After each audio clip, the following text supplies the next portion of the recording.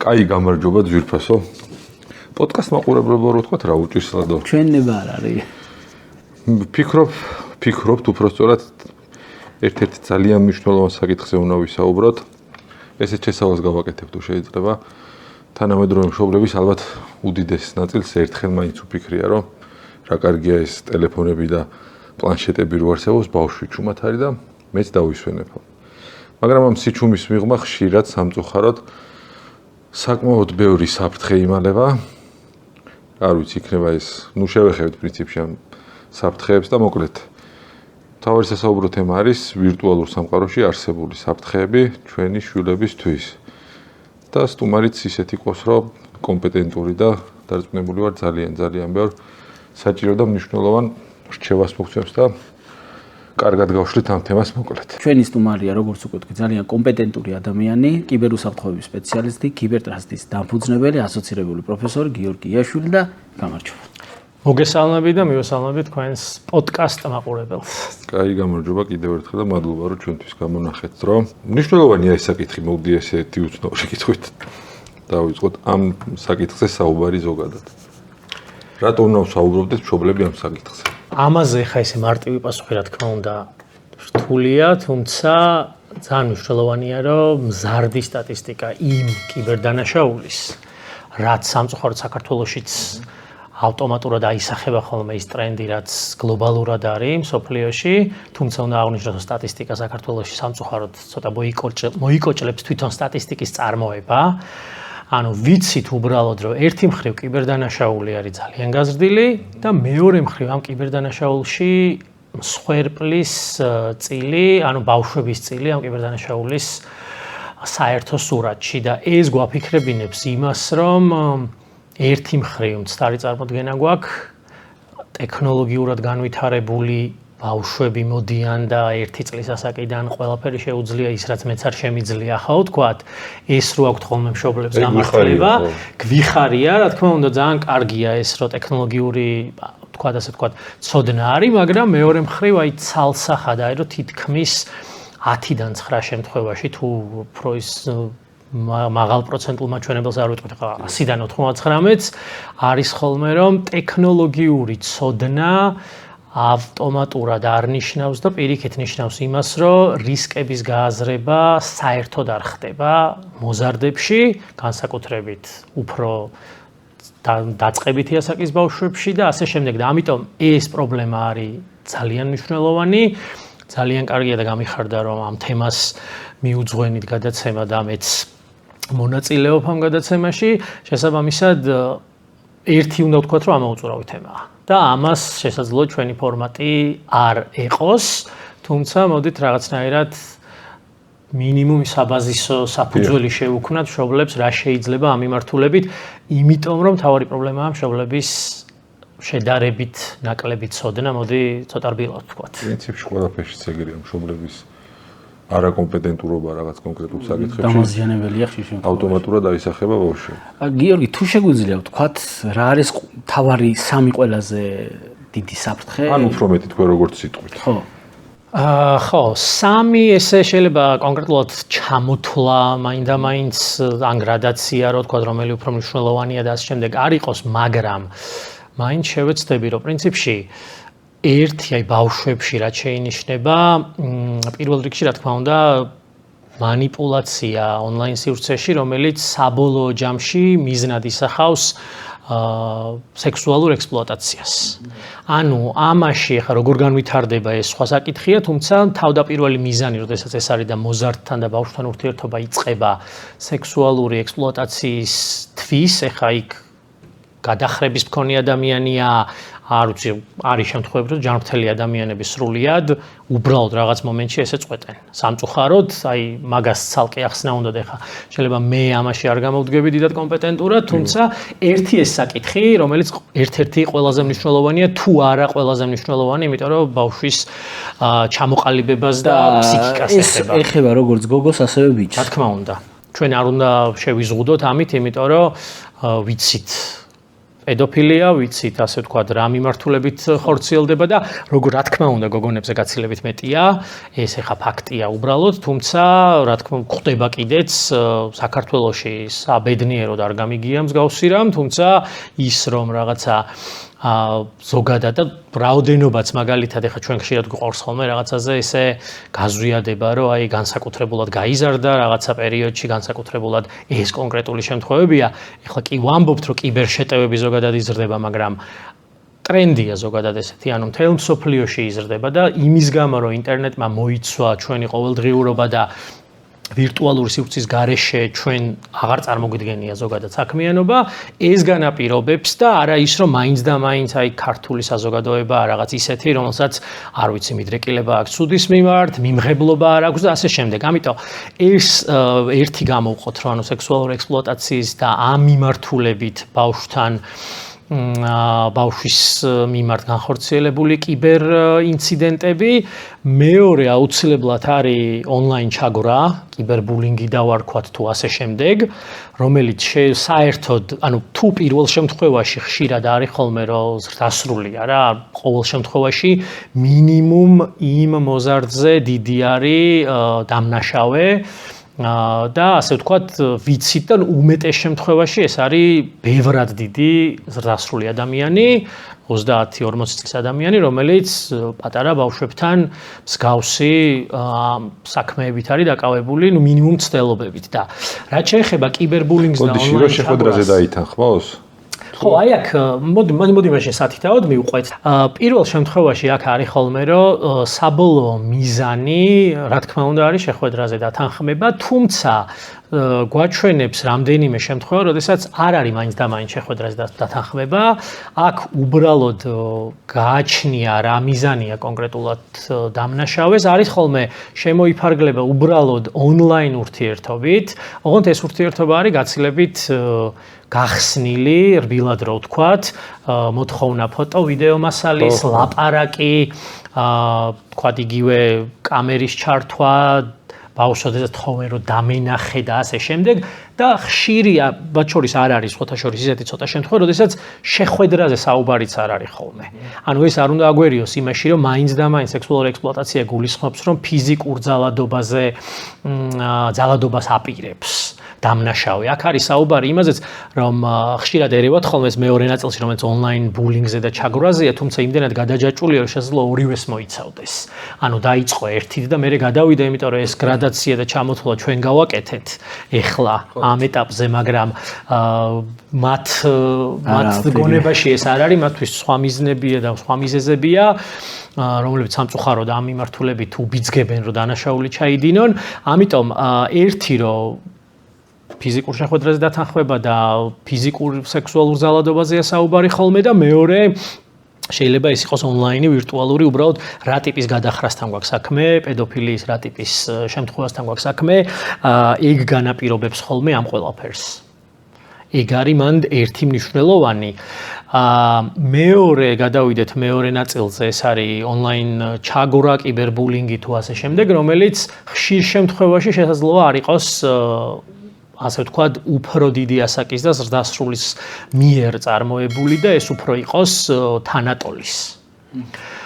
თანატოლები აქ საუბარია 1-2 წლის განსხვავებაზე, შესაძლოა კლასელი იყოს, მისი მეგობარი და ასე შემდეგ, რომლებიც გაცნობიერებულად ან გაუცნობიერებლად ახორციელებენ ამ ბულინგს. იმიტომ რომ ხშირ შემთხვევაში არის მაგალითები, როდესაც სრულიად ისეთი რაღაც უწყინარი მიზეზი უდევს ხოლმე ამ ყველაფერს, რომ რაღაცნაირად ონლაინ სივრცეში უბრალოდ გავერთეთ, სახუმარო რაღაც გააკეთა ერთმა მეორეზე და მე უნანია კიდეც, ბოდიშიც მოუხდია ყველაფერი, მაგრამ თვითონ ეს ფაქტი უკვე შემდგარი ბულინგი, რამაც განაპირობა, ეს მნიშვნელოვანია, რომ ბულინგი, ანუ განსხვავებით, თქვათ, პირველი შემთხვევისგან, როდესაც შეიძლება ცალკეული შემთხვევა იყოს და თქვათ იგივე იმ კონკრეტულ დანაშაული აღიკვეთოს, მშობლის ჩარევით, სამართალდამცავი უწყებების ჩარევით და ასე შემდეგ, როდესაც ონლაინ ბულინგს ეხება, მან მნიშვნელოვანია რამდენად დიდხანს გაყვება ეს ბავშვს.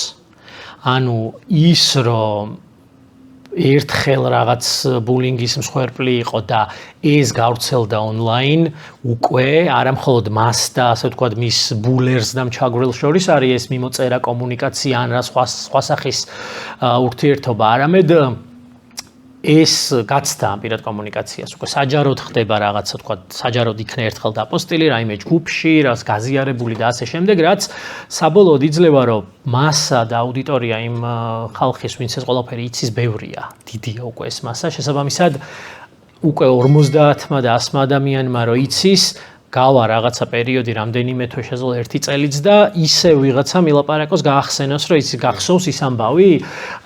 ამიტომ ეს არის ძალიან მნიშვნელოვანი იმ მხრივ, რომ აღკვეთის კუთხითაც ძალიან მნიშვნელოვანია, რომ ძალიან ისეთ პირობებში მოხდეს და ამაზე შესაძლოა შემდგომ განვავრცოთ, ეხლა უბრალოდ კლასიფიცირებას რადგან ვაკეთებ და ჩამოთვლას.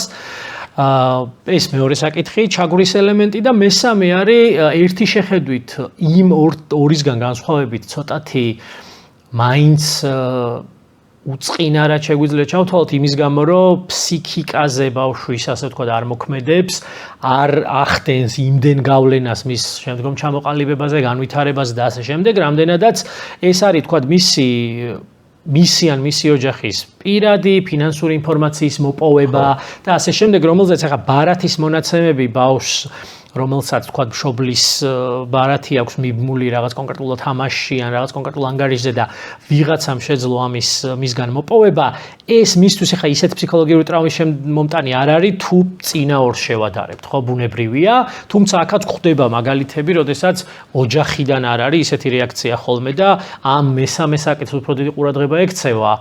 და იმის მაგიურად, რომ მადლობა თქვან, რომ პირველი ორი შემთხვევა არ იყო და რაღაც სერიოზული არ განვითარდა, აპელირება ხდება ხოლმე და ნუ ბავშვის დასჯა მიმართულებით, რომ ეს რა ზიანი მოგვაყენეთ და ასე შემდეგ. ამიტომ ცალსახაა, რომ ესეც მნიშვნელოვანია, უბრალოდ იმ პირველ ორ შემთხვევაში მართლა განვითარებაზე და შემდგომ ტრავმებზე და ასე შემდეგ, როდესაც საუბრობთ ხოლმე, ეს ძალიან დიდ გავლენას იქონიებს ბავშვობაში მიღებული ტრავმა ბუნებრივია და ეხლა რატო აი პირველი კითხვა თქვენსაც რომ დაუბრუნდე, სულ პირველს რომ რატოა მნიშვნელოვანი საერთოდ, აქ მნიშვნელოვანი იმიტომ არის, რომ ჩაგვრა ისედაც იყო, რაც კაცობრიობა არსებობს, სამწუხაროდ ზოგადად სექსუალური ექსპლუატაცია და პედოფილია და მსგავსი გადახრები, რა თქმა უნდა, ადრეც იყო, თუმცა ონლაინ სივრცემ შემოიტანა ის, რომ გაცილებით გამარტივდა კომუნიკაცია, ის რომ თქვათ ოჯახი იცავდა ბავშვს ფიზიკურად და რეალურ გარემოში არ ეძლეოდათ, ან ნაკლებად ეძლეოდათ შესაბამის დამნაშავეებს მსგავსი მიმართულებით რაღაც აქტივობის განხორციელებისა, ეხლა ონლაინ სივრცე იმდენად ამარტივებს, რომ კომუნიკაცია იმდენად მარტივად ხდება ნდობაში შესვლა და ვერც იგებს ოჯახი და მშობლები ამის შესახებ, ამის გამოა რომ ამახვილებთ უფრო ყურადღებას და ეს რომ ნდობაში შემოსვლისთვის თუ გჭირდებოდა ადრე მაგალითად დამნაშავეს ჭირდებოდა რომ მინიმუმ რამდენჯერმე შეხვედრო და რაღაც ისეთ გარემოში მე მახსოვს რომ ბავშვობაში გვეუბნებოდნენ რომ აი რაღაც კამპეტი თუ ენო შემოგთავაზა მანქანაში არ ჩაუჯდე იმიტომ რომ ვიცოდით რომ რაღაცა მსგავსი ან მინიმუმ მაშინ მოტაცების საფრთხეც იყო რა თქმა უნდა და დღეს მსგავსი უკვე წარმოვიდგინოთ რომ თვეები კომუნიკაცია აქვთ ერთმანეთთან ბავშვს და გაურკვეველი ასაკის და გაურკვეველი სქესის და ეროვნების ასევე ადამიანს, იმიტომ რომ ონლაინ ხშირად ინგლისურად საუბრობენ ხოლმე, შესაბამისად არ არსებობს ესეთი მკაცრი კონტროლი და ძალიან გაზრდილია ის შეხების წერტილი. ეგ არის ყველაზე მნიშვნელოვანი. გასაგებია. სხვათა შორის დღეს შემხვდა Facebook-ზე არასრულწლოვანი დაიჭირეს, სხვა არასრულწლოვნების ფოტოებით რაღაც პორნოგრაფიული მასალები რაღაც პროგრამით გააკეთა, გაავრცელა და საკმაოდ სოლიდური პატიმრობა ელის სამწუხაროდ რა თქმა უნდა, მაგრამ ნუ ძალიან ცუდი დანაშაული ჩაიდინა და ამ თემას არ ეხება, მოდი ვიტყვი პატარა კომენტარს გავაკეთებ თუ შეიძლება. ეს დღეებია გავრცელდა სტუდია მონიტორის ახალი ჟურნალისტური გამოძიება, კიდევ ერთხელ იგივე ხალხი ამხილეს რა დანაშაულებსაც ჩადიან და არ ვიცი, ბევრი კომპლიმენტი მინდა უთხრა ამ ჟურნალისტებსაც, წარმატებები უსურო გულწრფელად, იმიტომ რომ ვისაც ევალება ის თუ არ აკეთებს ამ საქმეს, ეს ხალხი ძალიან დიდი რისკის ფასად, ძალიან მნიშვნელოვან საქმეს აკეთებენ რა. და აი მაშინ მოდი კითხვაშიც ჩავაქსოვოთ, რამდენად საშიშია ეს კამერები ბავშვებთან მიმართებაში, თუ არის ამის საფრთხე? რა თქმა უნდა, მოდი დავიწყოთ იმით, რომ კამერების ასე ვთქვათ, წარმატების მიზეზი რა არის? მთავარი მიზეზი არის, რომ წამოეგება ხოლმე მსხვერპლი. ნდობის მოპოვება და მსხვერპლის, ასე ვთქვათ, დაყოლიება ისეთ რაღაცაზე, რაც ერთი შეხედვით ჩანს ძალიან ლამაზად, კარგად შეფუთულად. ყველას კამერი რა კარგად ის არის მოლაპარაკე და ნდობაში შემოდის მაგმიზნით არჩევენ, მერე ტრენინგს გადიან თუ თვითონ პროცესში იღებენ ესენი გამოცდილებას, ეგ სხვა საკითხია, თუმცა მნიშვნელოვანია ეგ, რომ კამერების წარმატების თავარი მიზეზი არის ის, რომ დარწმუნება შეუძლიათ მარტივად, არჩევენ პირველ რიგში ისეთ მსხვერპლს, რომელიც უფრო დამყოლი იქნება ამას წინასწარ სწავლობენ და ასე შემდეგ, ეს სხვა საკითხია, თუმცა შესაძლოა ბევრად უფრო ისეთი მაგრად და მედგრად მდგომი ადამიანიც კი დაიყოლიონ იმის გამო, რომ სწორედ ამ ადამიანურ ბუნებას და მის სისუსტეებს იყენებენ. ეხლა პარალელი ბავშვებთან. ბუნებრივია, რომ განსაკუთრებით უფრო დაწყებით ასაკში საუბრობთ ბავშვებზე, ეს ნდობის ფაქტორი გაცილებით უფრო ისეთია მყიფეა, როდესაც ყველასთან შესაძლოა შევიდნენ ურთიერთობაში. ხა ქონია ხო გამოცდილება, რომ რაღაცა მეგობრის ნაცნობის ბავშვი, რომელიც ერთხელ ვნახეთ და გავუღიმეთ, უკვე ჩვენი დამი რო კარგად არის განწყობილი, ხო? წარმოვიდგინოთ, რომ ეს ქუჩაში უბრალოდ ადამიანი, რომელიც გაუღიმებს, ბუნებრივად განეწყობიან, იმიტომ რომ მათი განწყობა არის ისეთი, რომ პოზიტიური, ყველას უყურებენ, ასე ვთქვათ, პოზიტიურად და ასე შემდეგ, რაც შემდგომში უკვე გამოიხატება ხოლმე იმაში, რომ მსგავსი ნდობა ცუდ რაღაცებს იწვევს ხოლმე და ძალიან ხშირად ერთ-ერთი ბოლო კვლევა იყო სხვათაშორის ერთ-ერთი ბრიტანული კვლევითი ორგანიზაციის, რომელიც ამბობს, რომ თქვათ იგივე ასაკობრივი და ყოფის კუთხით, რა ასაკის ბავშვები არიან ყველაზე უფრო მოწყვლადები რა ტიპის.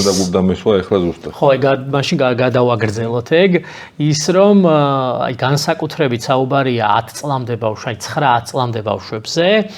შემდეგ იყოფა რაღაც ასაკობრივი კატეგორია და 13-14 წლამდე არის ყველაზე კრიტიკული იმ კუთხით, რომ ნდობა შესაძლოა, რა თქმა უნდა, ისეთი არა აქვთ, როგორც 10 წლამდე ბავშვებს, თუმცა დაზიანების ხარისხი იმ კიბერ სივრცეში მიღებული ფსიქოლოგიური, ფინანსური თუ ნებისმიერი რაც ჩამოვთვალეთ ბულინგის ნაწილშიც გაცილებით მაღალია ვიდრე 10 წლამდე ბავშვებში ზიანზეა საუბარი. თუმცა აი ეს ნდობის ფაქტორზე რო გავამახვილოთ ყურადღება, მნიშვნელოვანი ის არის, რომ ნდობის დამყარებაში რამდენად, უფრო მარტივი არის შედარებით ის, რომ თამაშებიდან გამომდინარე იწყება ნდობის დამყარება.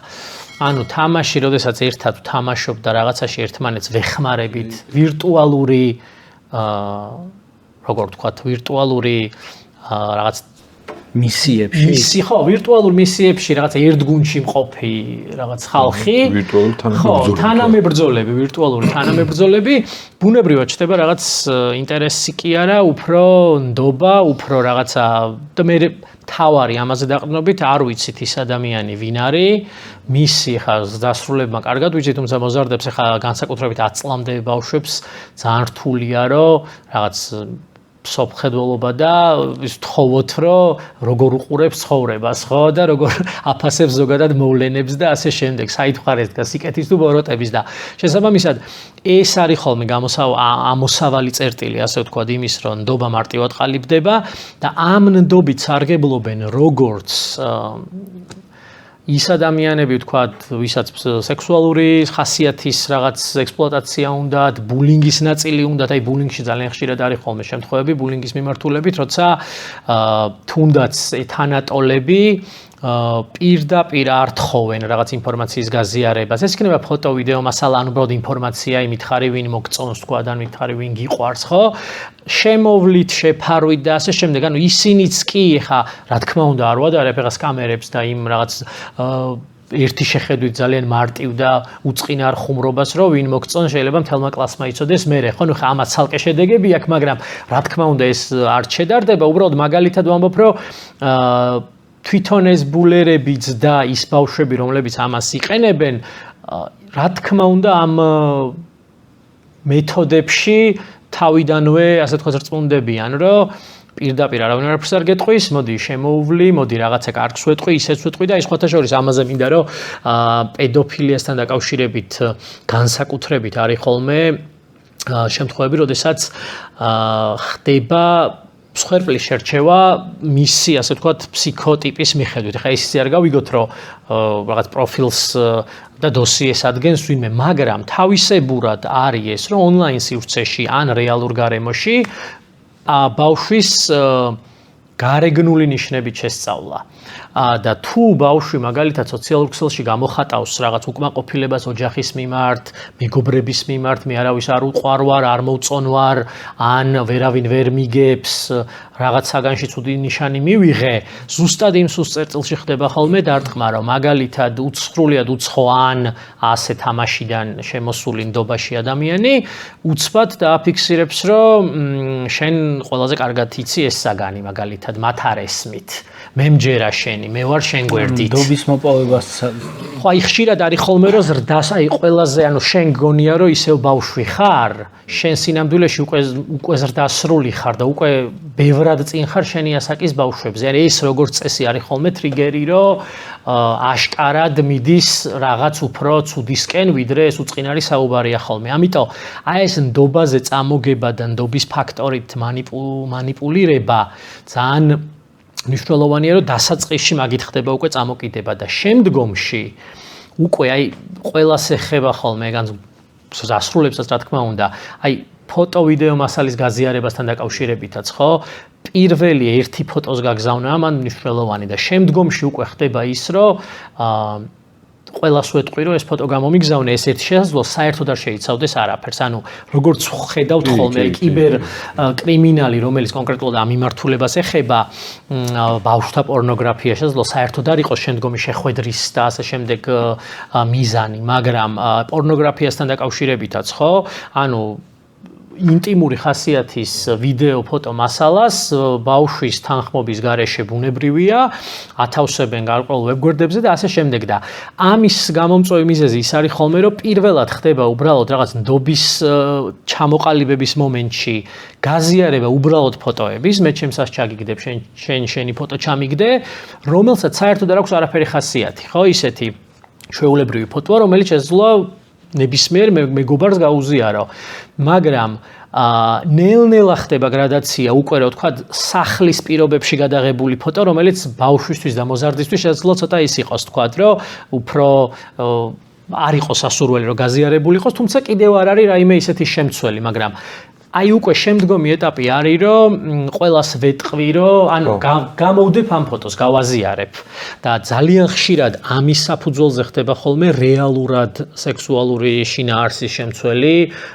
მასალის გაზიარება, რომ მანამდე უწყინარი ფოტო იყო, სხვათა შორის რამდენიმე წლის წინ საქართველოშიც იყო ესეთი кейსი, რომ უბრალოდ დამონტაჟებული ფოტო, რომელიც საერთოდ არ იყო იმ მოზარდის, დამონტაჟებული ფოტო ჩაუგდო თავად ამ მოზარდს კიბერ დამნაშავემ და უთხრა, რომ აი ამ ფოტოს მე გავავრცელებ და როდესაც ამ ადამიანმა უთხრა, რომ ეს არ არის ჩემი ფოტო, ანუ რეალურად დამონტაჟებულია, ხო, ნუ მე გავაზიარებ და მე ვის დასჯიან იმის გამო, რომ ეს შენ თვითონ გამომიგზავნე, მე დავდებ, რომ ეს შენ თვითონ გამომიგზავნე და ძალიან რთულია ეს ახლა ბავშვებთან მიმართებაში კი არა, რომ დავფიქრდეთ ახლა ჩვენთან აი ბუნებრივია. დასრულმა რომ იგივე სიტუაცია, ანუ წარმოვიდგინოთ რა რისი გავლა უწევს ბავშვს იმ ასაკში, ჩვენ რო წარმოვიდგინოთ ჩვენ თავზე, ხო შეიძლება არ დავიჯეროთ და ვიცით რომ ჩვენი გაგზავნილი არ არის, მაგრამ ის რომ რაღაცა საჯაროვდება ჩვენ შესახებ, მე უკიცება რომ მე არ ვარ და თუნდაც ის რომ ერთხელ რაც მოხდება ინტერნეტში სამუდამოდ რჩება და არ აქვს მნიშვნელობა შენ როდის დააბლოკინებ ამას და როდის წაშლი,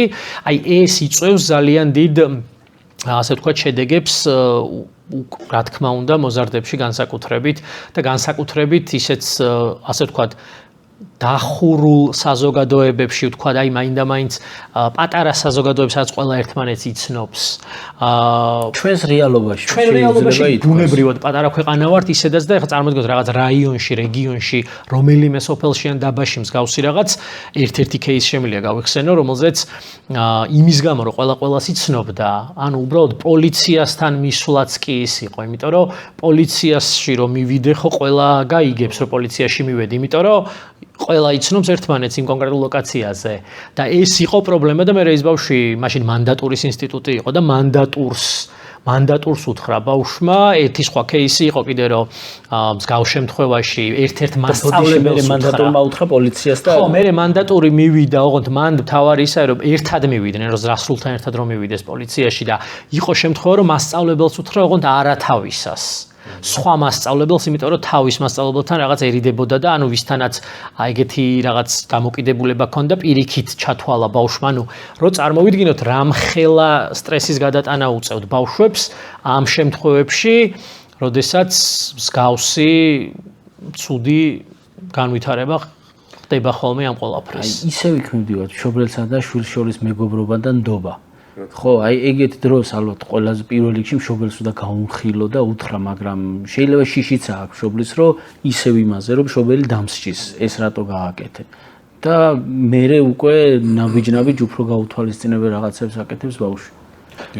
ბუნებრივია, ანუ ეგ ძალიან მნიშვნელოვანია ეგ საკითხი, რომ ხშირად ამბობენ ხოლმე სხვათა შორის ამას, რომ რა რეაქციაც ექნება, პირველი რეაქცია რაც ექნება მშობელს, ის არის როგორც წესი ხოლმე განსაზღვრელი, როგორი კომუნიკაცია ექნება ბავშვთან კონკრეტულ ამ ინციდენტთან დაკავშირებით. ანუ თუ პირველივე რეაქცია არის, რომ ეს რა გააკეთე, ეს როგორ დაგემართა, ვიღაც უცხოს როგორ გაუზიარე, რაღაც თავი მოგჭერი, ეს რა ჩაიდინე და ასე შემდეგ, იქ კომუნიკაცია როგორც წესი უკვე ბავშვი თვითონ იკეტება, თან ამ შემთხვევაშიც ბავშვი ხო ვერ არჩევს განსაკუთრებით ისეთ ასაკში, ხო, 10 წლამდე ასაკში, რომ ეს შანტაჟია, რისკენ რა იყო მიზეზი, მიზანი რა იყო, თქვა შეიძლება უფრო დიდი მიზეზია და რაღაც მართლა ფინანსური რაღაც უნდა, მაგრამ იმ ბავშვმა ხო იმ მომენტში არ იცის ეს.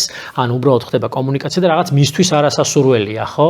ამიტომ პირველ რეაქციას აქვს ძალიან დიდი მნიშვნელობა ხოლმე, რომ ანუ დასჯის მექანიზმი გვაქვს, არ გვაქვს, ანუ ის არის მნიშვნელოვანი, რომ ხშირად ფაქტორად გვევლინება ხოლმე, რომ ოჯახმა არ იცის თვითონ როგორი რეაგირება უნდა ქონდეს.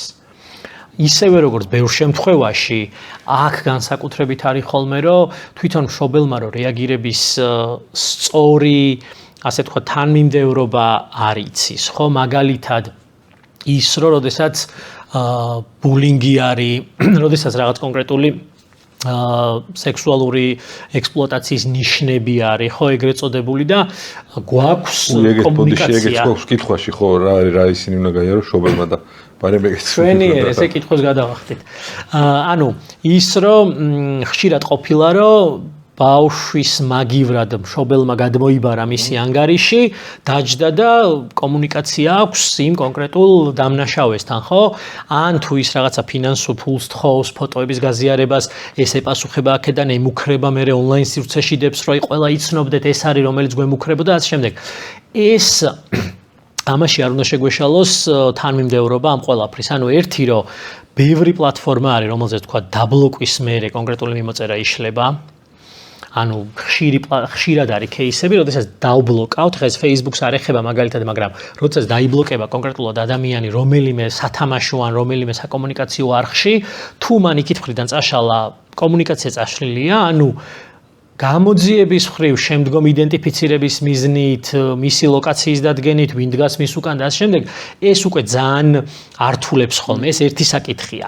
მეორე საკითხი, არ ბლოკავთ და არ ვლანძღავთ, ხო? ხო, აი გალანძღვის ის არის, რომ ის უკვე შეშინების რეჟიმშია და მთავარი აქ ხო ამოსავლე მშობლებს ყოველთვის რა ეშლებათ, რომ მე თუ უკვე გავიგე და უკვე მშობლებმა ვიცით ბავშვის პრობლემის შესახებ, ის ხო უკვე ჩვენი პრობლემა და ბავშვი ან მთავარი მიზანი უნდა იყოს, რომ ბავშვი დავიცვათ ამ შემთხვევაში პირველი.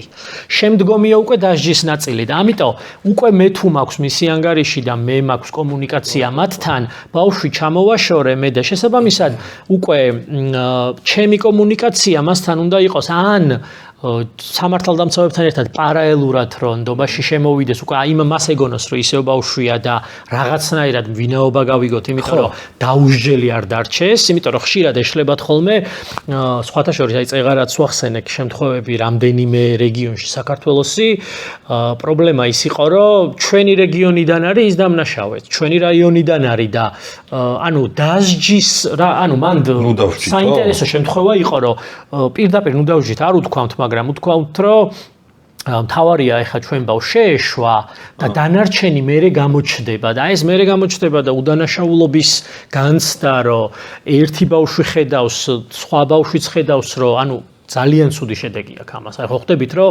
დანაშაული ხარ რა მიზეზითაც არ უნდა იყოს გამოწვეული დანაშაულია. ეხა ეს გადახრით არის ავადმყოფობით თუ მიზანმიმართულად ვიღაცა ფინანსური თუ რაღაც мотиваცია აქვს ანუ იყო შემთხვევები ბავშვებთან მიმართებაში რომ ტელეფონის გამოძალვა უნდოდა და იმიტომ იყო ნდობა იქ საერთოდ არ იყო რაღაცა ბულინგზე, ჩაგურაზე და ასე შემდეგ პირდაპირ დანაშაულია მაინც. ხო, მაგას ვამბობ, რომ ყველა შემთხვევაში დანაშაულია და ამ დანაშაულს ხო ყავს რაღაც სუბიექტები, ვინც ამას ახორციელებს და ეს ადამიანები უნდა იქნან დასჯილი იმის გამო, რომ მინიმუმ სხვა არ დააზარალონ, ხო? ხო და ეს არის ძალიან მნიშვნელოვანი ხოლმე ამ შემთხვევაში, თანმიმდევრობა რაც ახსენეთ ერთი მხრივ პირველი ამოსავალი წერტილი უნდა იყოს, რომ ჩვენ, ანუ ბავშვი დავიცვათ, ანუ ზარალის და ზიანის დაზიანების შეჩერება. ანუ გავაჩეროთ ის, რომ როდესაც ვიცით, რომ ვიღაც იქიდან თხოვს და 1000 სისულელეს წერს თქვა და ბავშვის ფსიქიკა ზიანდება და ასე შემდეგ, ამ შემთხვევაში მთავარია რომ ერთი მხრივ რომ ეს გავაჩეროთ ზიანი, ბავშვი მოვაშოროთ ამ ყველაფერს და პარალელურად ხდება უკვე შეგროვება იმ დეტალების და იმ ასე ვთქვათ მტკიცებულებების, რაც შემდგომში დაეხმარება მინიმუმ გამოძიებას იმისთვის, რომ იქნას დაიდენტიფიცირებული. ანუ აქ საუბარია ხშირად ან სრული ჩატის არქივი შეიძლება გაკეთდეს, თქვა რა მიმოწერა ქონდა დასაწყისში როგორ დაიწყო, იმიტომ რომ ძალიან მნიშვნელოვანია კონტექსტი. ეხა ბოლო 2 დღეში მოწერილი თუ გვაქვს ჩვენ რაღაც კონკრეტული მიმოწერა გვაქვს, ხო? იქ შეიძლება არ იყოს ისეთ რაღაცის შემცველი ან უბრალოდ რაღაცა არ იყოს საკმარისი იმისთვის, რომ სრული სურათი ავაწყოთ, რომ 7-8 თვის განმავლობაში თუ მსგავსი დინამიკაა, მანდ უკვე არც აფექტზე აღარ შეიძლება იყოს საუბარი, არც რა ვიცი, სიმცრალეზე, არც რაღაცაზე, რომელიც ერთი შეხედვით შესაძლოა გამოიყენოს ვინმემ შესამსუბუქებლად. ამიტომ ძალიან მნიშვნელოვანია ეს საკითხი და ასევე ის, რომ ხშირად აი გამოძალვასთან დაკავშირებით არის ხოლმე ფინანსურ ზიანზე როცა არის საუბარი, არ მშობელი ხშირად მიყვება მაგ თემას, რომ იხდის გამოსასყიდს, ანუ ეს რომ თანხა მოითხოვა ვიღაცამ, ახლახანაც იყო кейსი თუ არ ვხვდები, კახეთში იყო ეგეც რამდენიმე, როდესაც ითხოვდა პირდაპირ თანხის მიტანას კონკრეტულ ადგილას, დამნაშავე თუ არა და გააზიარებდა რაღაც ინფორმაციას, ხო? მანდ მნიშვნელოვანია, რომ აი მშობლების მხრიდანაც ეს ერთჯერადი მიტანა ავტომატურად ნიშნავს, რომ ერთი მხრივ ის ადამიანი დაუსჯელია, სხვასთან მინიმუმ გაიმეორებს, მეორე შენ უკვე იცის რომ მოწყვლადი ხარ ამ ყველაფრის მიმართ და ერთხელ რო გადაიხადე უკვე სხვა ნებისმიერ შემთხვევაში მოგაკითხავს, ამიტომ ეს და არ არის საკითხის ჩახურვა ეს ყველაფერი, თუმცა მეორეა ხოლმე რომ გამოძიება მსგავსი ტიპის შემთხვევების არ გვაქვს ამ გამოძიების, ასე ვთქვათ, კარგი პრაქტიკა საქართველოში. ზოგადადაც ჭირს კიბერდანაშაულთან ბრძოლა, მაგრამ ამ მიმართულებით კიდევ უფრო იმის გამო, რომ ერთი მხრივ კომპეტენცია, კვალიფიკაცია შედარებით დაბალია, განსაკუთრებით ხა აი გამოძიებასთან დაკავშირებით, ბავშვებთან მიმართებაში, როდესაც მსხვერპლი ბავშვია, ხო, კონკრეტული კრიმინალის ან მცდელობის გამომძიებლები შესაბამისად უნდა იქნას შერჩეული და არ შეიძლება რომ მაგალითად ადამიანი რომელიც იძიებს რა ვიცი 20 წელი მკვლელობებს და ეხლა იძიებს 6 წლის ბავშვთან კონკრეტული ადამიანის მიმოწერის საკითხს ხო ანუ თავისი ფსიქოლოგიური მიდგომები ჭირდება ამ ყველაფერს ამას თავისი სპეციალური ცოდნა ჭირდება და ასე შემდეგ ეს ერთი და მეორე რა დასაწყისშიც ვახსენე მიმართვიანობის ნაკლებობა ანუ ის რომ კონკრეტულ რეგიონში მოხდა რაღაც პრობლემა, ხშირად ვიგებთ ხოლმე იგივე სოციალური ქსელით, იგივე მშობლები დაწერენ, იგივე პოსტფაქტუმ რამდენიმე წლის მერე გავიგებთ,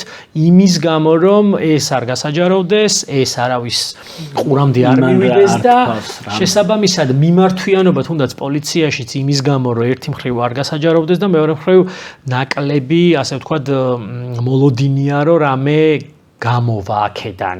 ეს იძლევა იმას რომ საბოლოოდ მშობელს უბიძგებს რომ თვითონ გადაწყვიტოს ეს პრობლემა, იგივე გადაიხადოს, ამის გამო ვერ ვაკრიტიკებთ ვერავის ესე რომ რატო გადაიხადე, ეგ ხა ზოგადად კიბერკრიმინალშიც ესეა, როდესაც რაღაცა გთხოვენ რომ გამოსასყიდით ორი ამ ფაილებს წაგიშლი, ძალიან ბევრი ვერ უძლებს თუნებს. ხოთები საქართველოშიც იყო რამდენიმე შემთხვევა, როდესაც გადაიხადეს პირდაპირ, საკმაოდ დიდი თანხა, რამდენიმე მილიონზე იყო საუბარი, რომ იმის გამო, რომ რეპუტაცია არ შემელახოს და ასე შემდეგ. და მაგ შემთხვევაში ხო ჩვეულებრივ შეიძლება ერთ თვეში იგივე უთხრას. რა თქმა უნდა.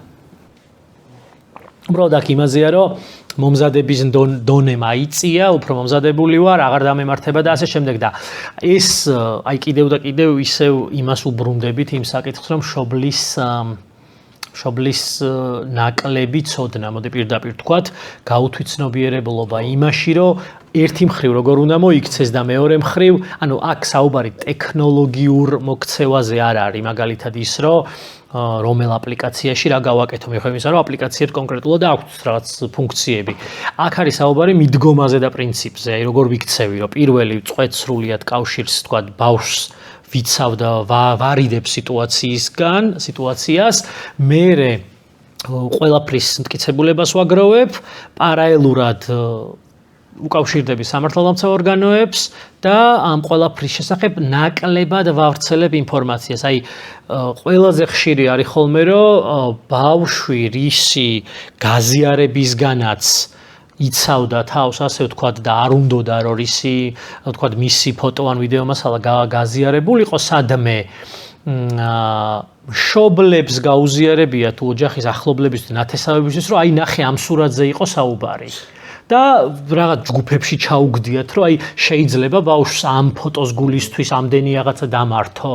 ანუ უარესი დამართეს ბავშვს იმის გამო, რომ უკვე 20-მა და 25-მა ადამიანმა ნახა, მეც კი არ ითხოვდა ის ადამიანი, ვინც ამაში ან ფულს თხოვდა ან რაღაც. ანუ აქაც გათვითცნობიერებასთან გვაქვს ხოლმე საქმე რა და ყველაზე ხშირად ანუ პრობლემას რო აღწერენ, ამბობენ ეს რაღაცას ხოლმე, რომ ტექნოლოგიური რაღაც ანუ ანტივირუსი იქნება, არ აქვს მნიშვნელობა თქვა იგივე firewall იქნება თუ მშობლის კონტროლის ფუნქციები, ხო, სხვადასხვა აპლიკაციაში ეს არის უბრალოდ ერთ-ერთი რაღაც შრე იმ საბოლოო დაცვის მექანიზმში, რომელშიც მთავარი დამოსავალი წერტილი არის ურთიერთობა მშობლებთან პირველ რიგში, როდესაც და იმ ურთიერთობა, რომელშიც ბავშვი გრძნობს, რომ შეცდომის აღიარებაზე არ დასჯიან და თავისუფლად შეიძლება შეცდომაზე ლაპარაკი. ეგ არის ყველაზე მნიშვნელოვანი, არანაირი ტექნოლოგიური შესაძლოა მშობლების საერთოდ ვერ ერკვევდნენ ტექნოლოგიურ ნაწილში და არც კონკრეტულად ის აპლიკაცია იცოდნენ, ან ის თამაში, რომლითაც ეს კონკრეტული ინციდენტი ხდება, ხო?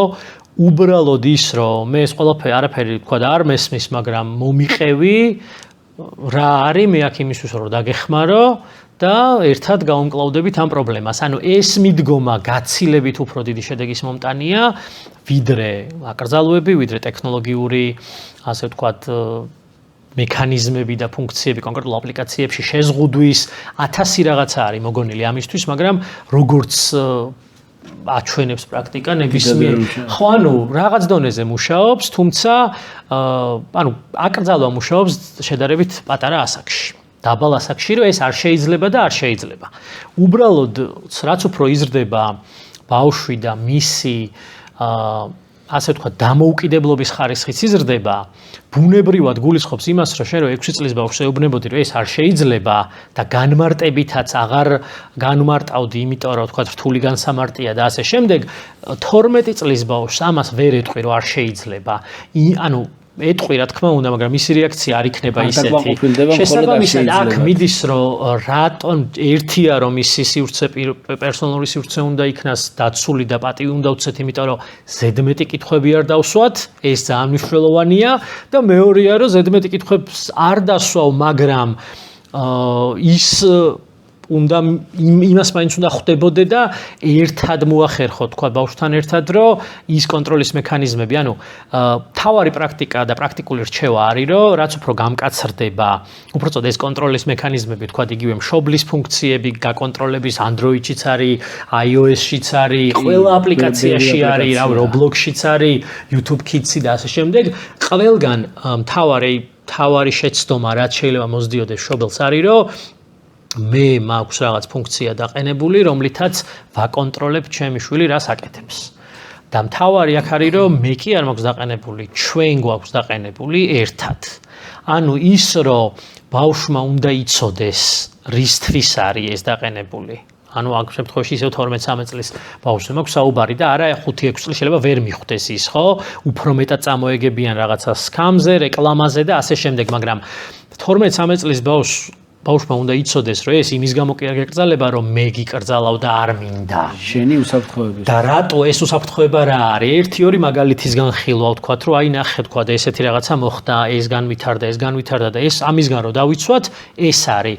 და პლუს ყველაზე მნიშვნელოვანი რომ რაღაც პერიოდში კვირაში ერთხელ იქნება თუ 2 კვირაში ერთხელ თუ თვეში ერთხელ ხა ეგეც შეთანხმების საგანია და კონკრეტული სიტუაციის ერთობლივად გადახედვა ამ ყველაფრის, რომ აი თქვა ვინ ყავს ახალი მეგობრები, ვინ გამოჩნდა, ვისთან ერთად თამაშობ, რა თამაშს თამაშობ, ანუ შეიძლება ხა ამდენს ვსაუბრობ ჩვენ ბულინგზე, გრუმინგზე და ასე შემდეგ და ის გამოგვეპარასო თვითონ თამაშის შინაარსი იყოს აგრესიული.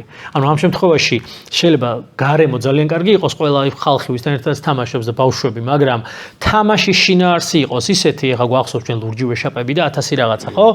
რომ იმ თამაშის შინაარსმა გამოიწვიოს. ამიტომ აქ თავარი არის ხოლმე რომ დაინტერესება რომ რა გაინტერესებს, რა რითი თამაშობ, რაზე გეცინება და თუ რაღაცა ისეც ვნახავთ რჩევის სახით რომ ესეთი რაღაცები მოდი შევზღუდოთ, აი ხა ერთად შევზღუდოთ და ამაზე შევთანხმდეთ.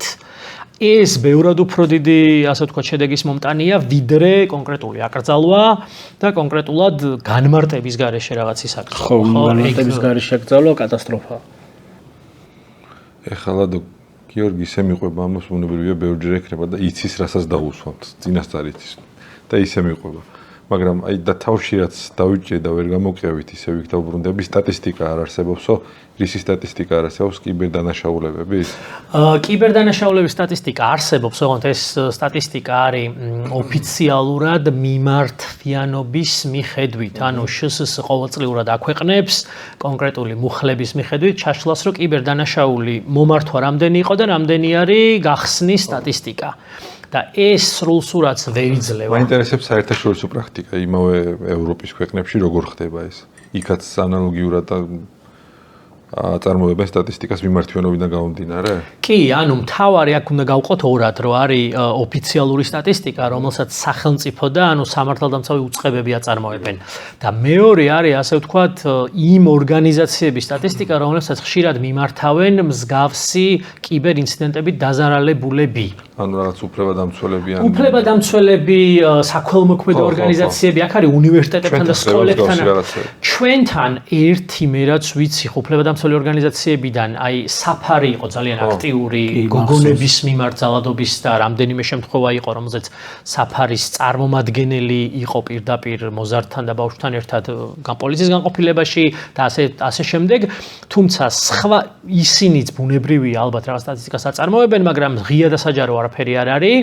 ეს ერთი, უბრალოდ რაოდენობაზეა ხოლმე საუბარი აქ თვითონ მსგავსი ორგანიზაციების, ბევრად მეტია დიდ ქვეყნებში და განვითარებულ ქვეყნებში და ის რომ მსგავსი სტატისტიკაც ხშირად აი მე მქონია რომ ინტერნეტ პროვაიდერები აწარმოებენ სტატისტიკას რომ ჩემ ქსელში კიბერ ინციდენტების ამდენი რაოდენობა დაფიქსირდა, ამდენზე უპასუხა ვთქვათ რაღაცა ჩვენმა მომხმარებლებმა, ჩვენმა დახმარების სპეციალისტმა და ასე შემდეგ და ამით რაღაცნაირად აკუმულირება ხდება ხშირად ეხა დუბლირებაა რა თქმა უნდა ეხა იქ პოლიციაში მიმართვიანობა და ასე შემდეგ, მაგრამ რაღაც სურათს მაინც იძლევა, მაგრამ ზოგადად მიჩნეულია, რომ კიბერსტატისტიკას, კიბერდანაშაულის სტატისტიკას სოფლიოში, ზუსტად არავინ არ მიიჩნევს, ანუ და დაზუსტებულ ინფორმაციად, მაგრამ მან საუბარია ხოლმე რადონის ვარიაციასთან გვაქვს საქმე რა, რომ ეხლა რომ ვამბობთ რომ რაღაცა 70% იყო და სინამდვილეში იყო 80, მეტნაკლებად შეიძლება ჩემი რაღაცა კვლევისთვის, მიზნებისთვის მისაღები იყოს ეს აცდენა. მაგრამ რომ ვამბობთ რომ იყო 10% და სინამდვილეში 92 იყო, ეგ უკვე რეალურ სურათს ცვლის და კიდევ ერთია მნიშვნელოვანი რომ რაოდენობა თვითონ ამ სტატისტიკის შემადგენელი ინციდენტების, ანუ როცა ვამბობთ რომ დიდ ბრიტანეთში იყო რაღაცა 50,000 кейსი და შეიძლება აცდენა იყოს 1000 და რაღაცა პლუს მინუს 1000 იყოს და საქართველოში რომ ვამბობთ რომ 900 შემთხვევა იყო.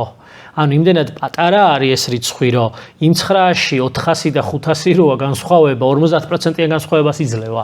რაც არარეალურია ხოლმე. ამიტომ ეს სტატისტიკები არ არის მთლად სიმართლე, ყველაზე მეტად უფრო არის ხოლმე თვითონ იმ ტექნოლოგიური კომპანიების სტატისტიკები, რომლებიც აწარმოებენ, თქვათ, უსაფრთხოების ხელსაწყოებს და თულებს, ხო? ანუ ანტივირუსები, firewall-ების და ასე შემდეგ, ისინი უფრო ბევრად მეტ ინფორმაციას ფლობენ, მაგრამ აქ საუბარია კიბერინციდენტზე, როდესაც ტექნოლოგიური მავნე პროგრამული კოდით ან რაღაცით ვირუსით მარტივად რო თქვა, ცდილობს შემოღწევას. ეხლა შენ რო ან ბავშვი, როდესაც კონკრეტულად ჩატში მიმოწერა აქ ბავშვს ვიღაცასთან ეს ხო ინციდენტად არ აღიქმება. შესაბამისად, ანუ ტექნოლოგიურ ნაწილს და უშუალოდ ტექნოლოგიური სახით შესრულებულ კიბერინციდენტებს აღრიცხავენ ტექ კომპანიები, ინტერნეტ პროვაიდერებიც რაღაცა კუთხით, მაგრამ საქართველოში ნაკლებად და დანარჩენი მიდის პოლიცია და თქვა იგივე უფლებადამცველი ორგანიზაციები, შესაძლოა ასევე ჩვენთან არ არის სამწუხაროდ, მაგრამ სკოლები არის ხოლმე კიდე ბევრგან არის, სხვა შორის ძალიან მნიშვნელოვანი ამერიკულ რამდენიმე შტატში სკოლების გაერთიანებას აქვს, ასე ვთქვათ, დახმარების სამსახური ამ შემთხვევაში, რომელშიც ტექნოლოგიურადაც ეხმარებიან და ბევრი ისეთი სპეციალისტი ყავთ, რომელსაც ხელფასუხდიან და შესაძლოა ძალიან მაღალანაზღაურებადიც კი იყოს იმ სპეციალისტებისთვის ეს. და რაღაცნაირი мотиваციაც არის, რომ საბავშვო, ანუ ბავშვებს და განათლების სფეროში ეხმარები, როდესაც 6-დან, რა ვიცი, 7, 8, 9 წლამდე ბავშვებს იცავ ინციდენტებისგან და შეუძლიათ რომ მოგმართონ. და იმან ერთ საინტერესო მიგნება იყო, რომ ბავშვებს როგორი კომუნიკაციაც აქვთ უცხო ადამიანებთან ონლაინ სივრცეში, როდესაც რაღაც ავატარი აქვთ, არიციან ვინ არის იმის უკან და უბრალოდ არიცის ვინ არის ისე ელაპარაკება, მსგავსი ტიპის კომუნიკაციის მოდელს ცდილობენ. ანუ ბავშვს ეუბნებიან თუ რამე აქ შეგექმნა, აი ამ ლინკზე შეგიძლია გადმოხვიდე და უცხო ადამიანი გელაპარაკება და მას გაუზიარე, რაც ერთი შეხედვით ცოტა რევოლუციური ცვლილება არის, იმიტომ რომ ბავშვებს აქამდე ასწავლიდნენ, რომ შენთვის ნაცნობ ადამიანთან უნდა გაამხილო შენი პრობლემა და ვისაც ენდობი. და ეგ წარმოვიდგინოთ, რომ რამდენიმე სხვადასხვა ექსპერიმენტული სახით არის წარმოდგენილი, რომ იმ გარემოში, როდესაც ვიღაცას წერს, ანუ ეგ მე მგონი იმით იყო გამოწვეული, რომ ბავშვებს განსაკუთრებით უარს ამბობენ, მოკლედ ჯენ ალფა და ცოტა აქეთ კიდე პირად კომუნიკაციაზე და მიმოწერაზეა საუბარი. და ხა წარმოვიდგინოთ, რომ ონლაინ რაღაც ბულინგთან გვაქვს საქმე ან გრომინგთან ან ნებისმიერ ცუდ სიტუაციასთან, უნდა წავიდეს ეს ბავშვი და ვიღაცას ფიზიკურად უთხრას, როცა უკვე მის გარშემო ეს კომუნიკაცია არ არის დიდად მისაღები და უფრო მიწერ-მოწერაზეა საუბარი და ეს აპლიკაციაც მაგისთვის იყო თან ანონიმურობის გარანტიით და იქით მხარეს ზის, თქვა, ის სპეციალისტი, რომელიც ფსიქოლოგიც არის პარალელურად, ტექნოლოგიურ ნაწილშიც ერკვევა და ამ ბავშვმა იცის, რომ ეს არის დახმარების ცენტრი. არიცის ვინ არის კონკრეტულად, მაგრამ იცის დახმარების ცენტრია. ეს არის მნიშვნელოვანი. გიორგი, ძალიან ხშირად მშობლები ჩვენი შვილების ფოტოებს ვაზიარებთ სოციალურ ქსელში, პირადად მე ძალიან ხშირად.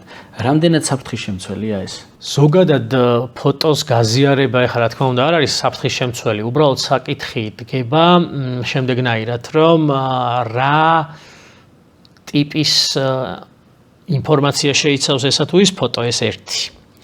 გარემოს შესახებ, ანუ თქვათ, ხშირად გვინახავს, რომ ბილეთს როდებენ და მე ის ბილეთი ვიღაცას გაუქმებია, სანამ ამ ადამიანს ფრენა ქონდა, იმიტომ რომ კოდი წერია. პასპორტის მონაცემებზე აღარ ვამბობ არაფერს. ბავშვის დაბადების თარიღზე და პერსონალურ მონაცემებზე, სამედიცინო ინფორმაციაზე. უბრალოდ ხშირად არის ხოლმე, რომ ეს პირდაპირ მშობელმა შეიძლება გაითავისა, რომ მსგავსი ტიპის მონაცემი არ უნდა მოხვდეს ფოტოზე, მაგრამ ბავშვის ფოტოზე როცა საუბარი, ხშირად არის ხოლმე, რომ ბავშვი ანუ რისთვის ვდებთ ამ ფოტოს, რომ ერთი რომ სოციალური რეაქცია მივიღო მე თუ ბავშვს რა ექნება ამ ფოტოდან გამომდინარე. მაგრამ ძალიან რთულია ეხა ამ ხრივ, რომ შენ ოჯახთან ერთად გინდა გადაღებული ფოტოს გაზიარება და იფიქრო ისეთ რაღაცაზე რა დააზიანებს. ეხა ამაზე ხშირად ამბობენ ხოლმე, რომ ხშირად გვაქვს კონკრეტულად საჯაროდ გაზიარებული ინფორმაციის გამოყენება ცუდი მიზნებისთვის. ანუ ვიღაცამ წაიღო ინტერნეტში გაზიარებული ინფორმაცია და ამუშავა, გამოიყენა ცუდი მიზნებისთვის. ან სულ ერთი ახლა ჩვენი რომელიც პროფაილ ფოტო რაც გვაქვს გადმოწერა და როგორც უნდა ისე გამოიყენა, ხო? აქ საუბარია იმაზე, რომ ისეთი უხერხული სიტუაცია არ შევქმნათ ერთი შეხედვით, რომელზეც მაგალითად ბავშვი 2 ან 3 წლის მერე ანუ ინანებს, რომ თავის საკუთარ სურათებს შლიან 2 და 3 წელიწადში განსაკუთრებით გარდატეხის ასაკზეროცა საუბარი და მეორე ის თქვათ, რომ ეხა არავინ რა თქმა უნდა 2 წლის რო ხარ და შენი 2 წლის ასაკში გადაღებული ფოტო როდევს და გაიზარდა თინეიჯერი გახდი, ეხა მაგაზე პირიქით იხალისებენ, მაგრამ საუბარია რაღაც შუალედზე. ამიტომ ხშირად არის ხოლმე რომ ბავშვს ვკითხოთ რისი გაზიარება გვიდა და რისი არა, ეგ ერთი, მაგრამ ბუნებრივი ეხა 2 და 3 წლის ბავშვს ამას ვერ ვკითხავთ და ვერც გაგვცემ შესაბამის პასუხს. აქ საუბარია ხოლმე რომ აუდიტორია იყოს მაქსიმალურად შეზღუდული, თუმცა დღევანდელ დღეს ეხა ეს მე რასაც ვსაუბრობ რაღაცა უფრო კლიშე არის ვიდრე პრაქტიკული გამოსადეგი მაგალითი, იმიტომ რომ რაც არ უნდა შეზღუდოთ ეხა 4000 ფრენდი რო ყავს და შეზღუდული რაოდენები და მხოლოდ მეგობრებისთვის დებ რაღაცა საერთოდ მაგ ფუნქციას არანაირი დატვირთვა აღარ აქვს უკვე, ანუ საერთოდ ყველასთვის აზიარებ თუ იმ 4000-ისთვის, ანუ ეგ გაზიარებულია ბუნებრივია. უბრალოდ მანდ ერთი არის ხოლმე რომ აი პრაქტიკული რჩევა რა შეიძლება რომ ბავშვის შესახებ ზედმეტად ბევრი ინფორმაციის გაცემა. აი რას გულისხმობ? მაგალითად სკოლის ფორმა, რომლითაც სკოლის იდენტიფიცირება ხდება ხოლმე. მაგრამ ეხა აქ როგორ შეიძლება რომ ამაზე ვისაუბროთ, როცა პირდაპირ ჩექინდება მშობელი იმ სკოლაში და დღეს პირველი დღე გვაქვს. ანუ ყოველგვარი მსგავს რაღაცას მაგალითად ძალიან ერიდებიან უკვე ბევრ ქვეყანაში და ყველაზე მნიშვნელოვანი მე ახლა ბოლო პერიოდში ბრიტანეთში რაც ვნახე რეალურ დროში არდებენ ინფორმაციას. ანუ მათ შორის გადაადგილებაზე, მათ შორის იქნება story, იქნება უბრალოდ პოსტი ან მსგავსი ტიპის ინფორმაცია, დებენ რაღაცა პერიოდის მერე რა. სიტყვაზე დასასვენებლად იყვნენ ჩამოვიდნენ და მერე დადეს. ხო ან ერთდღიანი, ორდღიანი შუალედით რაღაცას იმის გამო რომ ერთი მხრივ ანუ შეიძლება დასრულებსაც ეხმარებათ ეს გარკვეულად, იმიტომ რომ გვაქვს შემთხვევები, როდესაც ადამიანმა დადო რომ მთელი ოჯახი დასასვენებლად ვარ და გაქურდეს მერე ის ადამიანი. ჯონ ტერი იყო ერთ-ერთი შემთხვევა ფეხბურთელი, რომელსაც დადო რაღაც იბიცადან ფოტო და ჩამოვიდა და ცარიელი დახვდა სახლით. ან მთელი ოჯახის ფოტოედო პლაჟზე რო იყვნენ და ეგ ეხას დასრულებზეც მოქმედებს, მაგრამ მოზარდებს და ბავშვებზე განსაკუთრებით გადაადგილების მარშრუტია ხოლმე ხშირად. ანუ ბავშვი თუ ანუ ჩვენ stories ვდებთ ან ბავშვს ფოტოს ვუღებთ ისეთ ადგილზე რომ სკოლიდან სად მიდის, რა ინტერესები აქვს. ხშირად არის მაგალითად ერთ-ერთ ამერიკულ სკოლაში ამერიკული ფეხბურთის გუნდი, რომელშიც ეს ბავშვი თამაშობს, იმის ლოგოს და ასე ვთქვათ სპონსორს ფარავენ. ნუ ფერები შეიძლება მეტაკლებად მიხვდე, მაგრამ ამას ფარავენ რომ არ გაიგოს გარეშე პირმა ფოტოს გადაღების დროს, მე დადების დროს ფარავენ რომ რომელ კვირაში 3 და 4 საათს სადატარებს ეს ბავშვი ყოველ რაღაცა კვირა და მარტო მიდის, რომ რაღაცნაირად იდენტიფიცირება შეზღუდონ, ხო? ანუ ბევრ რამეზე ფიქრობენ და ჩვენთან მით უმეტეს ახლა რთულია ხოლმე მსგავს თემებზე საუბარი იმის გამო, რომ ძალიან პატარაა ქვეყანა ზოგადად და საზოგადოებას პატარაა, ყველაფერს მიხვდები ავტომატურად, ფოტოს როდებს ადამიანი, რომელ ქუჩაზე გადაიღო, იმას ხვდები, მაგრამ ზოგადი რჩევა მაინც ის არის ხოლმე, რომ მსგავსი, ასე ვთქვათ, იდენტიფიცირებადი ფოტოები, არ ვიცი თქვენ გახსოვთ თუ არა, ეხლაც არის პოპულარული, მაგრამ 2-3 წლის წინ განსაკუთრებით იყო Be Real. კი. ეხლაც არის, მაგრამ ნუ მე მგონი ნელ-ნელა გადადის იმიდან, ხო, რაღაც უფრო ანუ Be Real-ის მთავარი იდეა იყო, რომ ორივე კამერით, წინა და უკანა კამერით, იმ მომენტში რას აკეთებდი, იმ მომენტში სადაც იყავი, უნდა გადაგიღო ფოტო, ხო? ეს დატა გროვდებოდა და გროვდება კიდეც ეხლაც და აწყობილი არის მთელი ქალაქების მსოფლიოს ბევრი ქვეყნის აი Google Earth-ი რასაც აკეთებს და Google Map-ი რო ქუჩებს და ასე შემდეგ. Be Real-ი აკეთებს ინტერიერებს და ექსტერიერებს, ანუ ბავშვმა ნებისმიერ ადამიანმა დასრულების თამაშობდნენ და იყვნენ ამაში ჩართული ამ აპლიკაციით. გადაიღო ფოტო, ჩანს შიგნით შენობის განლაგება, ერთ-ერთი სამხედრო იყო ამერიკელი, რომელმაც თავისი ბაზის შიდა ნაწილი გადაიღო და წინა ფოტოთი მერე გადაიღო გარე ნაწილი, ხო? ანუ ამით ძალიან დიდი მოცულობის ინფორმაციის დამუშავება ხდება და ესეც ერთ-ერთი ისაა, როცა ვიცი თან Be Real-ი რატო იყო საშიში და რატოა კიდე, რომ იმ მომენტში დადებული დროსაც ასახავს, ვერც აყალბებდი, timestamp-ი აქვს და მაგალითად 16 საათსა და 47 წუთზე ეს ადამიანი იყო აქ. ძალიან დიდი ის არის ეს რა, ანუ ინფორმაციის შემცველი განსაკუთრებით ბავშვისთვის, როდესაც რაც აქამდე ვილაპარაკეთ, რომ იქნება ეს კიბერდამნაშავე, თაღლითი, ბულერი თუ მისი, ასე ვთქვათ, რაღაცა მის მიმართ დაინტერესება იქნება რაღაც სექსუალური ექსპლუატაციით და მსგავსი ტიპის ზალადობით, ძალიან უადვილებთ საქმეს ამ ყველაფრით. ანუ თავარი აქ ახლა ბავშვების ფოტოს გამოქვეყნებაზე ის მახსენდება ხოლმე, რომ ერთმა ცნობილმა ადამიანმა თქვა, რომ არ უნდა დაგვაუწყდეს, რომ ბავშვებსაც აქვთ პერსონალური ონლაინ სივრცე, მანამდეც კი და იმ შემთხვევაშიც კი, სანამ ისინი ონლაინ აღმოჩნდებიან და სოციალური სივრცე ექნებათ, სოციალური ქსელების აკაუნტები. ანუ მე ბავშვი, როდესაც 13 წლის არის და სოციალურ ქსელში დარეგისტრირდება და Instagram აკაუნტს გააკეთებს და 3 წლი და 4 წლით ადრე უკვე ყველამ რო იცის ეს ბავშვი დაბადებიდან ბოლომდე ოღონდ იცისზე აქ ისევ და ისევ ზღვარს ვავლებთ. ეხლა აქ არ არის რომ ბავშვი არ გამოვაჩინოთ, ფოტო არ გადაუღო და არ გამოვაჩინოთ სანამ 18 წლამდე, ანუ არ უნდა გადაგვევიდეს რადიკალიზებაში და ძალიან მარაზმში, ხო? უბრალოდ საუბარია ზომიერებაზე და უფრო გონიერ მიდგომაზე, რომ იდენტიფიცირებადი რაღაცეები არ გამოვაჩინოთ და რასაც მშობელი თავის უნდა ხვდებოდეს, ხა შეურაცხმყოფელი ან რა იქნება მისთვის არასასვე შეიძლება ვერ გამოიცნო 5 წელიწადში შენ შვილს რა არ მოეწონება, შენ რა მოგეწონება, ეგ მაგას ვერ გამოიცნო, მაგრამ თუნდაც რაღაცა უხერხულ რაღაცეებზე უკვე რაღაც ასაკიდან შეგვილია კომუნიკაცია. და ეს არის მნიშვნელოვანი მან, რომ კომუნიკაციის ნაწილი და ერთად ასე ვთქვათ უსაფრთხოების უზრუნველყოფა და არა რაღაც კონკრეტული აკრძალვები. ისე კომუნიკაციასთან მივიდივარ ყველაფერი მაგით. ეხლა შეიძლება ცუდი რაღაც გამომივიდეს, რასაც ვიტყვი რა, მაგრამ ნებისმიერი ბავშვი რამდენი კილოგრამიც არ უნდა იყოს, ბუნებრივია, უსაყვარლესია, ყველას გვიყვარს. მოკლედ რას თქმა, ძალიან ბევრი ვიდეო ხდება ხოლმე, როცა ცოტათი პუტკუნა ბავშვების ვიდეოებს ხდება, რომლებიც წერიან საჭმელზე. ჩემი აზრით ის ბავშვი გადაირევა, როცა გაიზრდება, თინეიჯერებისაც მინახავს ესეთი, ძალიან ცუდია მაგის გაკეთება, აი ძალიან ცუდია. ჯერ უწერენ რა საყვარელი ხარ ბებოში, შეფუმფულა ბავშვის ჭარბი წონა, სამწუხაროდ მეცავს ეგ პრობლემები სახში. ბავშვის ჭარბი წონა საერთოდ არ არის მოსაფერებელი და სასიხარულო ამბავი, რომ შეგენაცვალ როგორი პუტკუნა და საყვარელი ხარ. არ ვიცი რა და კიდე ერთი მინდა ხა არავითარი უფლება არ ამავს ვიღაცას მიუთითო და რჩევა მივცე, მაგრამ თუნდაც ბიჭი იყოს არასრულწლოვანი 3 წლის 4 წლის წელ ზემოთ შიშველ ფოტოებს რო წავაწყდები ხოლმე, ეგეც საშილად არ უნდას, იმიტომ რომ არ არის საჭირო ამ სიშიშვლის გამოჩენა 3 წლის ბავშვია, მე რა იტყვიან, მაგრამ არა ზუსტად მაგას იყერებენ ის ამ სიჯიჟეს სამყაროში უკვე რა ვიცი, კატეგორიულად მიუღებელია ეგ რა.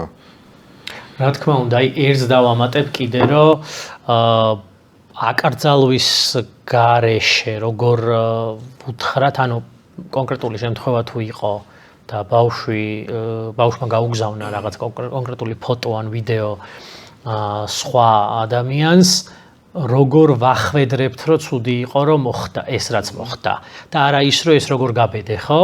მან მნიშვნელოვანი არის ხოლმე რატო გააკეთე კი არა, ვთქვათ. ანუ მან მნიშვნელოვანი არის, რომ აი შენ ამით რა მიიღე, რისი მიღწევა გსურდა.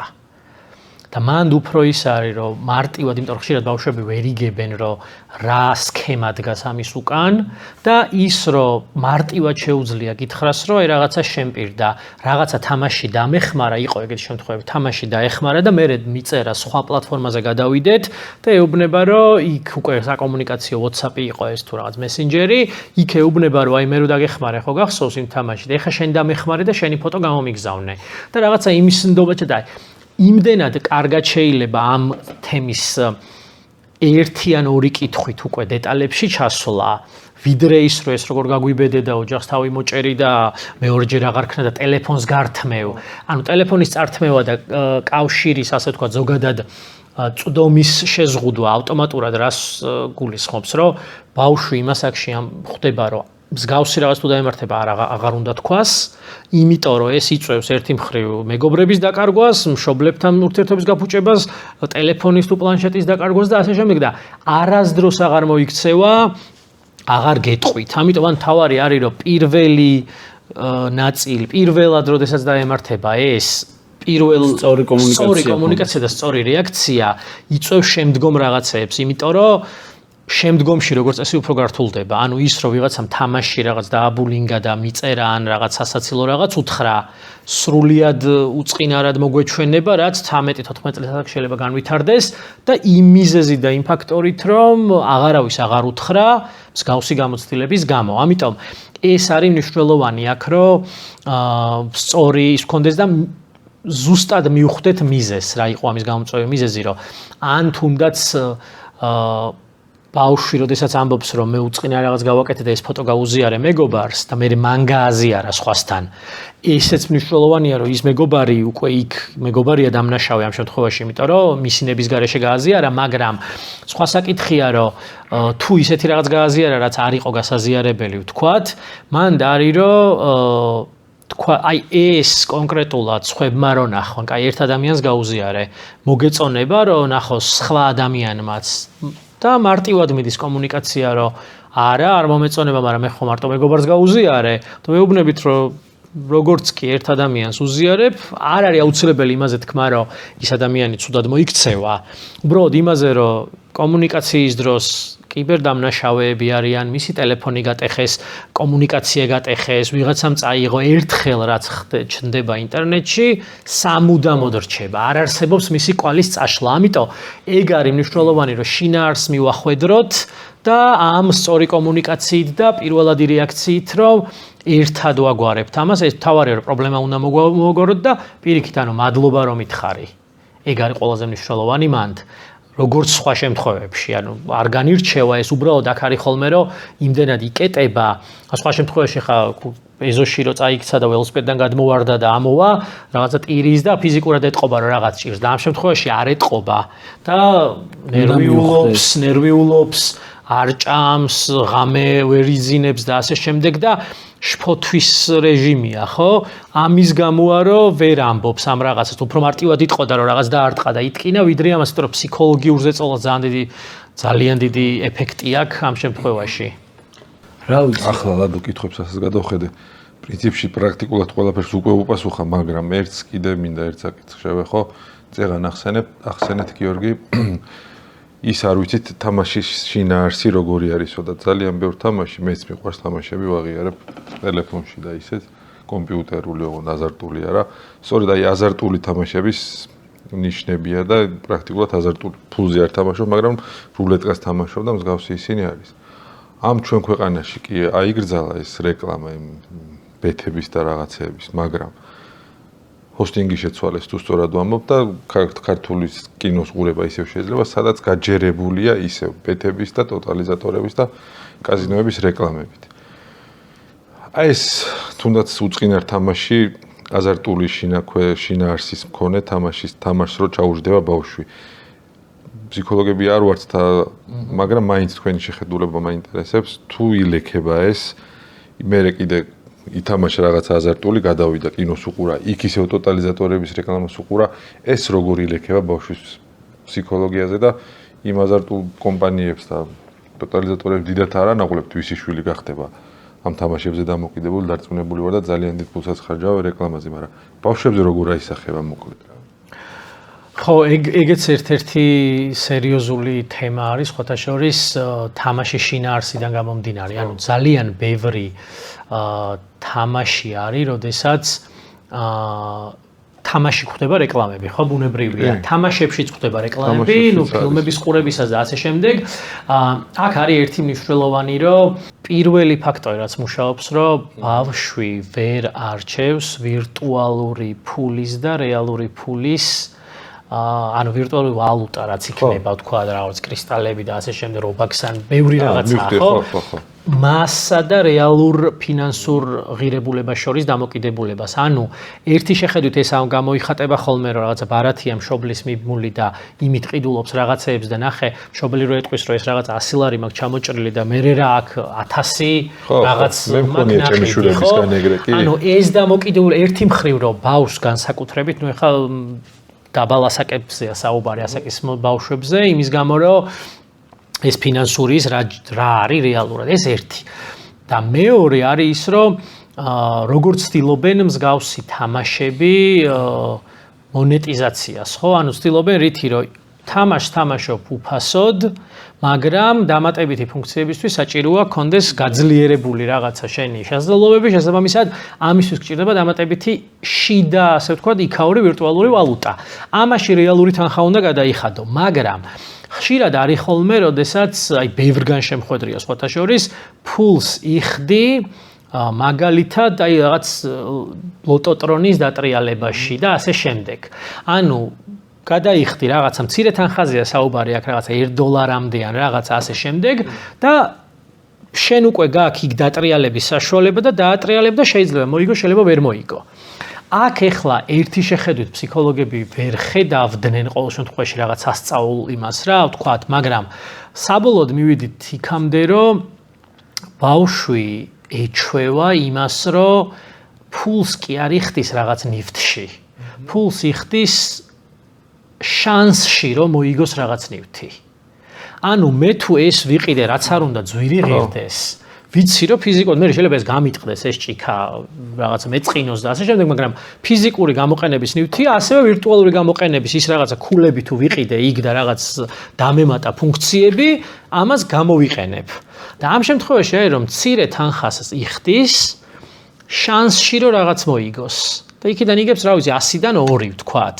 ეს უკვე ბუნებრივად ჩამოყალიბებას იწვევს, ახლა პირდაპირ კავშირი აზარტულ თამაშებში შემდგომში როგორ განვითარდება, ესე ღია და ცალსახა არ არის, თუმცა რამდენიმე სერიოზული ორგანიზაციის კვლევა იყო, რომელშიც არის, რომელმაც აჩვენა, რომ კონკრეტული მსგავსი ტიპის გათამაშებები, როდესაც თავაზობენ, რომ თუ გინდა რომ გათამაშებაში მონაწილეობა მიიღო, ფული გადაიხადე და 7-8 წლის ბავშვი მარტივად დაჭერს ხელს და რაღაც 30 ცენტი ჩამოეჭრება იმის გამო, რომ დაატრიალონ და რაღაც მოიგოს და მაგრამ ის რაღაც პროცენტი გარკვეულად შემდგომ ასაკში აზარტულ თამაშებზე, ასე ვთქვათ, დამოკიდებული ხდება, მაგრამ ეს ცალსახა კორელაცია არ არის, თუმცა მნიშვნელოვანი აქ არის, რომ შემდგომი ცდის, ასე ვთქვათ, მოლოდინი, აი რამდენიმე ასეული ბავშვის შემთხვევა იყო შესწავლილი, როდესაც მსგავსად, ანუ მისცეს ერთხელ დატრიალების უფლება მეორეჯერ და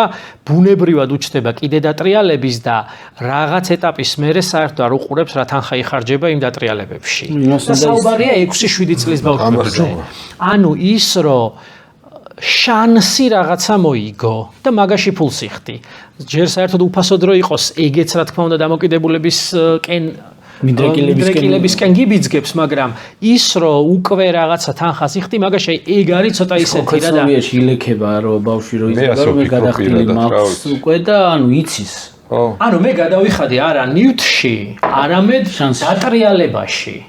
და რა განსხვავება ამას და იმას შორის რულეტკა შორის აბსოლუტურად არაფერი. ანუ თანხებია შეიძლება სხვადასხვა, მეტი არაფერი, მაგრამ შეგრძნება და მიდგომა ეგ არის. ამიტომ ეს ძალიან სენსიტიური საკითხია, ამასთან მიმართებაში ბევრი ასე ვთქვათ, თამაშების წარმოებული კომპანია სხვათა შორის ჩაერთო ამ კამპანიებში მსგავს მიმართულებით, რომ ესეთი რაღაცეები აღმოფხრან და აღარ იყოს საერთოდ შინაარსში თამაშის, თუმცა ნუ მაინც გვხვდება რა, ანუ უფრო მეტად გვხვდება ხოლმე აი უფრო რეკლამების და აი თვითონ თამაში არ არის, მაგრამ შემოვარდება რაღაცა, რომელიც გეუბნება, რომ აი დააჭირე და დატრიალდება რაღაცა, ხო?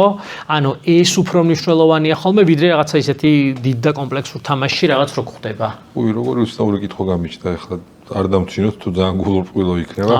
აი, ნუ ჯერ იმას ვიტყვი, რომ ეს ტოტალიზატორები და ბეთები აქცენტს აკეთებენ ბუნებრივია იმ კატეგორიაზე რეკლამაში რო გამოიყვანონ, ვინც არის პოპულარული თინეიჯერებში და არ ვიცი, იმათთვის კარგი მიგრება, მაგრამ მაინც გონია რომ მომავალ თაობაზე ეს ძალიან ცუდ გავლენას მოახდენს. კითხვას რაც შეეხება, აი ამ ფილმების საიტებზე, მულტფილმს როცა უყურებს ბავშვი, იქაც ხდება რომელიღაც ტოტალიზატორის რეკლამა.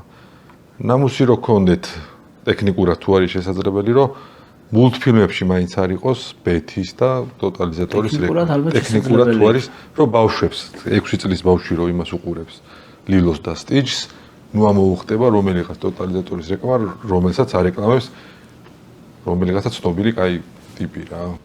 ტექნიკურად რა თქმა უნდა შესაძლებელია, თუმცა აქაც მივდივართ იმაზე, რომ აი რაც პირატული ვებგვერდები რაც არის და ასე შემდეგ, ისინი ნაკლებად ითვალისწინებენ მსგავს რაღაცეებს. YouTube Kids-ი და მსგავსი პლატფორმები ვიცით, რომ იქ არ ამოვარდება, ასე ვთქვათ, ესეთი რაღაცეები, მაგრამ აი ეს რომ ისევ და ისევ რაღაც პირატულ გვერდებზე გვიწევს და ბავშვებს უწევთ რაღაცეების ყურება, იძლევა იმას, რომ პირატულმა გვერდმა უნდა რაღაც შედეგი დადოს, ხო? რისთვის გააკეთა იმ მე პატრონე, მე გვერდი, რეკლამების და რეკლამაში სამწუხარო და არ უყურებენ ვინ იხდის რეკლამის ფულს. ამას იხდის რომელიმე საგანმანათლებლო დაწესებულება თუ სათამაშო ბიზნესის წარმომადგენელი, მათთვის არ არის ფულს სუნი არ აქვს პირდაპირ. ხო, ნუ ეგ არის სამწუხაროდ, რომელსაც ბავშვებამდეც მიაღწია იმის გამო, რომ რაც ახსენეთ, ცნობილი და ინფლუენსერი ტიპი, რომელიც ბავშვებისთვის პოპულარული და შეიძლება ჩვენ გაგონილი არ ქონდეს, ის ადამიანი ზუსტად იმ ფოკუსირებას ახდენს იმ აუდიენციაზე. ალბათ 99%. რა თქმა უნდა. მე ისიც მესმის, რომ თანხა სჭირდებათ ოჯახი აქვს არჩენი, მაგრამ სხვიშულებს რომ თუ დისკრიბუცია. გიორგი, თამანებიც თავი. ძალიან დიდი მადლობა, მართლა ამ უწურავი თემაა, ძალიან ბევრი კითხვა დაგვჭა ისე, რომელზეც სამწუხაროდ ვერ ვისაუბრეთ, მაგრამ მეორე ნაწილით ჩავწეროთ მე. ჩავწეროთ ძალიან დიდი სიამოვნებით, დიდი მადლობა მერიქით და ძალიან კარგი რაღაცა მსგავსი თემა რომ გახდა თქვენი ინტერესის, იმიტომ რომ გადევნებთ თვალს და ბევრი სხვადასხვა მიმართულება გაქვთ რადიკალურად განსხვავებული შეიძლება ამ კონკრეტული თემისგან, მაგრამ ყველას განსაკუთრებული ინტერესით უყურებ ხოლმე, როგორც კი ჩამივარდება მომენტი და ძალიან გამიხარდა რომ ამ თემით დაინტერესდით და ეს თემა მივიხარდა შენაირი კომპეტენტურ ადამიანთან საუბარი ასეთ მნიშვნელოვან თემაზე. ეს მართლა მოუწურავი ყოფილა და უნდა დაუბრუნდეს თქო. დაუბრუნდეთ დიდი სიამოვნებით. ძალიან დიდი მადლობა, რომ გამოიწერეთ ჩვენი არხი და უყურეთ დღევანდელ ეპიზოდს. აბა დროებით.